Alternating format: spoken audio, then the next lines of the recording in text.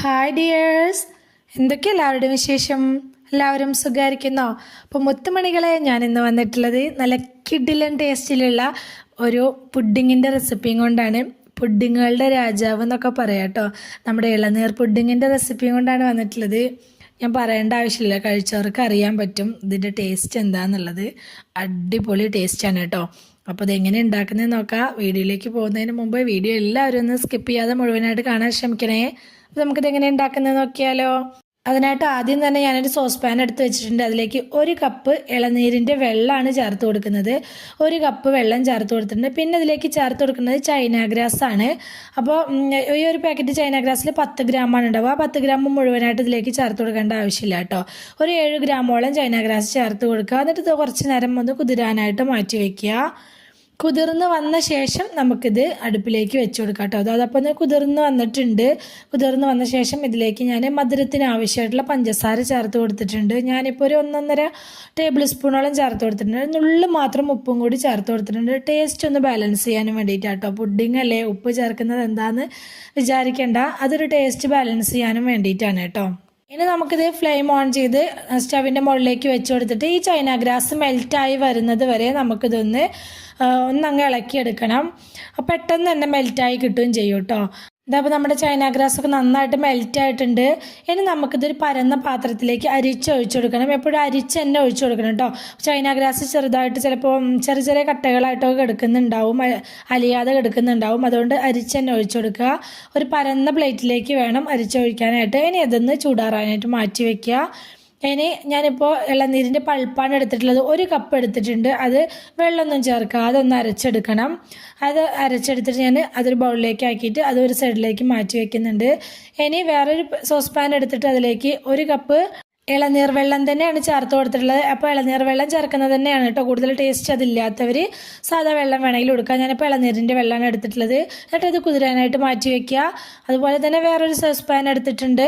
അതിലേക്ക് ഒരു 1.25 കപ്പോളം പാല് ചേർത്ത് കൊടുത്തിട്ടുണ്ട്. ഇനി ഞാനിതിലേക്ക് മധുരത്തിന് ആവശ്യമായിട്ടുള്ള പഞ്ചസാര ചേർത്ത് കൊടുത്തിട്ടുണ്ട്. നിങ്ങളുടെ മധുരത്തിനനുസരിച്ച് എടുക്കുക കേട്ടോ. 1/4 കപ്പോളം തന്നെ ഞാൻ മിൽക്ക് മെയ്ഡ് കൂടി ചേർത്ത് കൊടുത്തിട്ടുണ്ട്. ഇനി ഇതിലേക്കും ഒരു ലേശം ഉപ്പ് ചേർത്ത് കൊടുക്കുക, ഒരു നുള്ളു മാത്രം. എന്നിട്ട് നന്നായിട്ടൊന്ന് മിക്സാക്കി എടുക്കുക. നമ്മൾ നേരത്തെ കുതിരാനായിട്ട് വെച്ചിട്ടുണ്ടായിരുന്ന ചൈന ഗ്രാസും ഈ പാലിൻ്റെ മിക്സും ഒപ്പാണ് നമ്മൾ അടുപ്പിലേക്ക് വെച്ച് കൊടുക്കേണ്ടത്. ഒരേ സമയം രണ്ടും നമ്മൾ കുക്ക് ചെയ്യാനായിട്ട് വെച്ച് കൊടുക്കണം. എന്നാൽ മാത്രമേ രണ്ടിൻ്റെയും ഒരുപോലെ ചൂടായിട്ട് കിട്ടുള്ളൂ കേട്ടോ. അപ്പോൾ നമുക്കിനിത് സ്റ്റവിൻ്റെ മുകളിലേക്ക് മാറ്റി കൊടുക്കുക. ഞാനിതപ്പോൾ അത് സ്റ്റവിൻ്റെ മുകളിലേക്ക് മാറ്റി കൊടുത്തിട്ടുണ്ട്. എന്നിട്ട് ഇതൊന്ന് നമുക്കിതുപോലെ ഒന്ന് ഇളക്കിയെടുക്കുക. മറ്റേ സ്റ്റവിൽ ഞാനിതുപോലെ ചൈന ഗ്രാസ് മെൽറ്റ് ആവാനും വെച്ചിട്ടുണ്ട് കേട്ടോ. ചൈന ഗ്രാസ് വെച്ചിട്ടുണ്ടായിരുന്നതിൻ്റെ ഫ്ലെയിം ഒന്ന് കുറച്ച് വെച്ച് കൊടുക്കണം കേട്ടോ. കാരണം അത് പെട്ടെന്നായി കിട്ടും. അതിൽ കുറച്ച് ക്വാണ്ടിറ്റി അല്ലേ ഉള്ളത്, പെട്ടെന്നായി കിട്ടും. നമ്മുടെ ചൈന ഗ്രാസ് കുറച്ച് മെൽറ്റായി വന്നിട്ടുണ്ട്. ഇനി നല്ലപോലെ ഒന്ന് മെൽറ്റായി കിട്ടണം. പിന്നെ ഈ പാലിൻ്റെ മിക്സ് നന്നായിട്ടൊന്ന് ചൂടായി കിട്ടിയാൽ മതി. ഇത് തിളയ്ക്കേണ്ട ആവശ്യമൊന്നുമില്ല.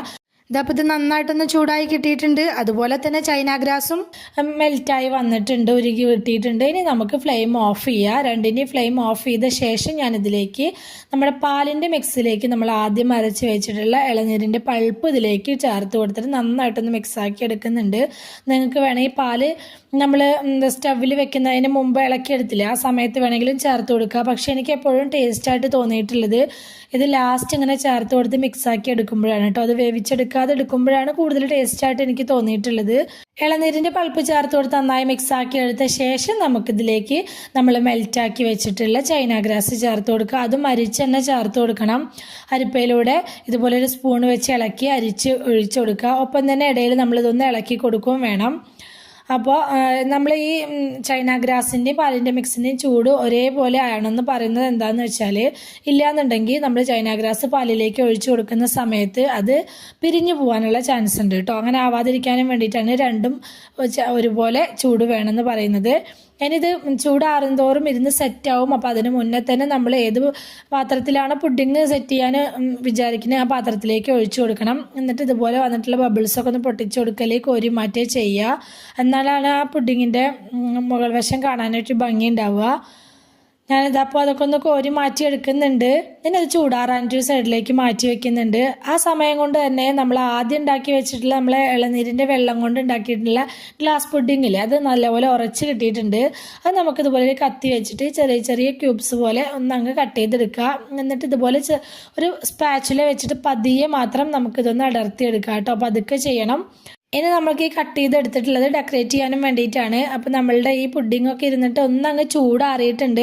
അത്യാവശ്യം ചൂടാറിയ ശേഷം മാത്രമാണ് നമ്മൾ ഇതിലേക്ക് ചേർത്ത് കൊടുക്കാൻ പാടുള്ളൂ കേട്ടോ. ഗ്ലാസ് പുഡിങ് മുഴുവനായിട്ട് കട്ട് ചെയ്ത് അതിൻ്റെ മുകളിലേക്ക് ഇട്ട് കൊടുത്ത ശേഷം ഞാൻ അതിൻ്റെ മുകളിലേക്ക് കുറച്ച് പിസ്തയും ബദാമും കൂടി കട്ട് ചെയ്തതും കൂടി ഇട്ട് കൊടുത്തിട്ടുണ്ട്. ഇനി ഇത് നന്നായിട്ട് തണുപ്പിച്ച് വേണം കഴിക്കാനായിട്ട്.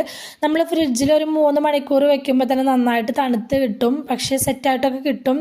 പക്ഷേ ഇത് ഓവർനൈറ്റ് വെച്ച് തണുപ്പിച്ച് കഴിക്കുമ്പോഴാണ് കേട്ടോ നല്ല ടേസ്റ്റി ആയിട്ടുള്ളത്. അപ്പം ഞാനിതിലേക്ക് 1.5 കപ്പ് പാലിന് 10 ഗ്രാം ചൈന ഗ്രാസ് ആണ് എടുത്തിട്ടുള്ളത്. അത് എനിക്കിങ്ങനെ കട്ട് ചെയ്തെടുക്കാനും വേണ്ടിയിട്ടാണ് അങ്ങനെ അത്രയും ചൈന ഗ്രാസ് ഞാൻ ചേർത്തിട്ടുള്ളത്. നിങ്ങൾക്ക് ഇങ്ങനെ കട്ട് ചെയ്തെടുക്കേണ്ട, കുറച്ച് ക്രീമി ആയിട്ടാണ് വേണ്ടത്, കോരി കഴിക്കാനുള്ള പാകത്തിനാണ് വേണ്ടത് എന്നുണ്ടെങ്കിൽ 10 ഗ്രാം ചൈന ഗ്രാസിന് പകരം ഒരു 8 ഗ്രാമൊക്കെ ചേർത്ത് കൊടുത്താലും മതിയാവും കേട്ടോ. അപ്പോൾ ഇതിങ്ങനെ കട്ട് ചെയ്തെടുക്കുന്ന സമയത്ത് ഇങ്ങനെ കഷ്ണമായിട്ട് കട്ടായി കിട്ടാനും വേണ്ടിയിട്ടാണ് ഞാൻ 10 ഗ്രാം ചേർത്തിട്ടുള്ളത്.